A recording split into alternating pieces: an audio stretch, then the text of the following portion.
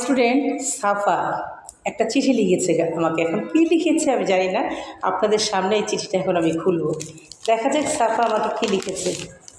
সে class 1 উঠে যাচ্ছে এবং কলম দিয়ে লিখেছে। জীবনের প্রথম সে কিছু লিখবে, সেটা হচ্ছে কলম দিয়ে লিখেছে। আমি একটু পড়ে শোনাই। প্রথমে লিখেছে চিঠি, তারপরে লিখেছে মিস, এই চিঠিতে আপনার জন্য অনেক কথা আছে।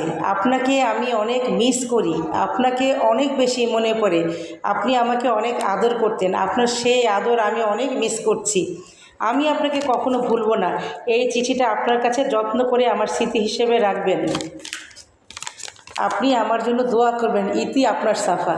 চিন্তা করেন, কি বলবো, এই বাচ্চাগুলো অনেক আদরের বাচ্চা এবং এটাই সম্ভবত তার জীবনের প্রথম চিঠি, যেটা সে কলম দিয়ে লিখেছে। এর আগে সে পেন্সিলে লিখত, জীবনে এই প্রথম একটা চিঠি সে কলম দিয়ে লিখেছে এবং তার জীবনের প্রথম চিঠিটা আমার, সেজন্য ভিডিও করে স্মৃতি হিসেবে রেখে দিলাম।